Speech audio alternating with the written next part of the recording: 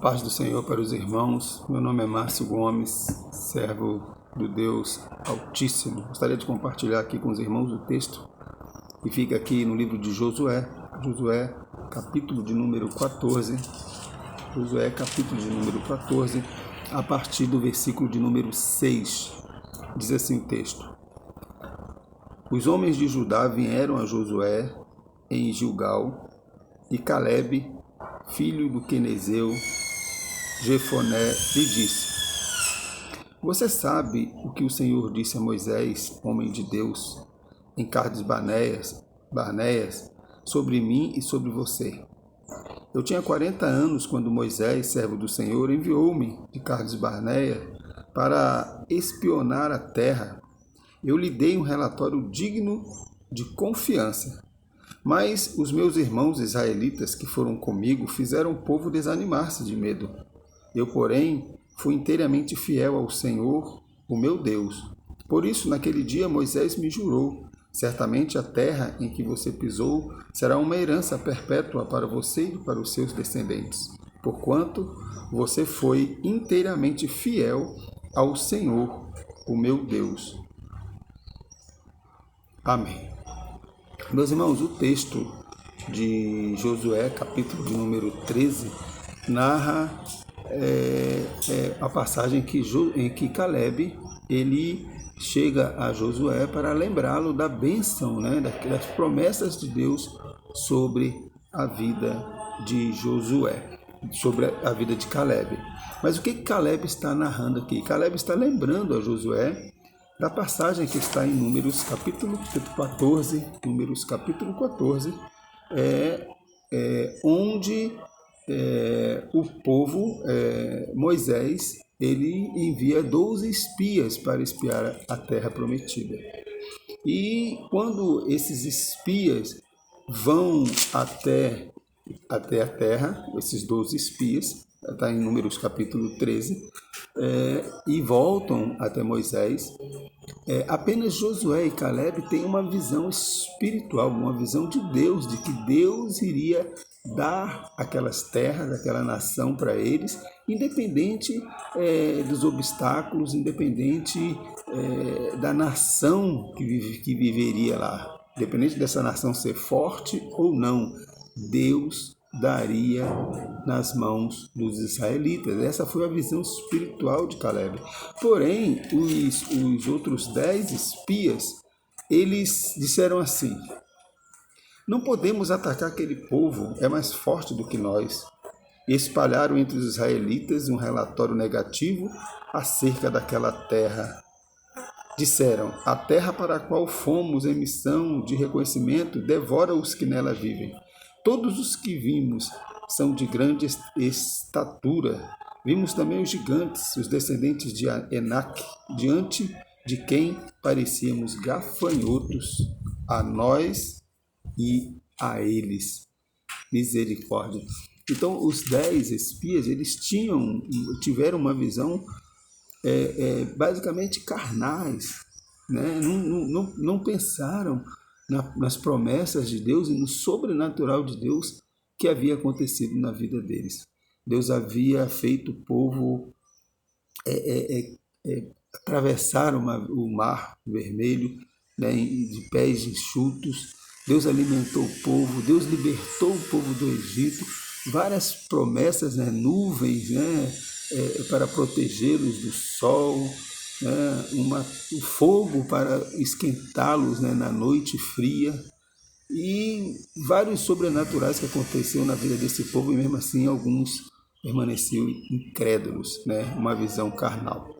O que eu quero chamar a atenção para os irmãos é que muitas das vezes, meus irmãos, nós também temos essa visão carnal em muitas decisões, em muitas coisas de nossas vidas. Às vezes não atentamos para as coisas espirituais, atentamos apenas para as coisas visíveis, para aquilo que vemos. Esquecemos que a fé é o firme fundamento das coisas que se esperam e a convicção daquilo que não se vê. Fé é você crer no impossível. Foi isso que Josué e Calebe fizeram. Eles creram no impossível, eles creram no sobrenatural de Deus. Não importa qual o problema que você está passando, qual é a dificuldade que você está passando, Você precisa crer no sobrenatural de Deus. Você precisa crer que Deus estará contigo. E mesmo que você venha a passar pelo fogo ou passar pelas águas, Deus te protegerá. Deus estará contigo. O Senhor é o nosso pastor, meus irmãos, e de nada teremos falta se nós estivermos com Ele. Agora é necessário que tenhamos uma visão espiritual das coisas de Deus para nossas vidas. Não podemos fazer como esses 10 espias que tiveram uma visão carnal. Nós temos que tomar muito cuidado, meus irmãos, com pessoas com visões carnais. Pessoas que chegam para você e digam muitas das vezes que você não é capaz, que você não pode, que você não tem condição, que você não irá conseguir, que isso é impossível, que você já perdeu. Isso são palavras de pessoas carnais, pessoas que não têm comunhão com Deus, pessoas que não têm visão espiritual. E as consequências disso é que esses 10 espias, eles levaram o povo ao desespero. Levaram o povo ao desespero, ao ponto do povo se rebeliar contra Moisés. E houve as consequências. Quando nós temos visões carnais, nós sofremos as consequências de Deus sobre nossas vidas. É por isso que o apóstolo Paulo ele nos orienta a olhar para as coisas que não se veem, porque as coisas que se veem são passageiras, mas as que não se veem, meus irmãos, são eternas. Nós precisamos crer nisso. Creamos no sobrenatural de Deus. Não importa o que estão dizendo para você.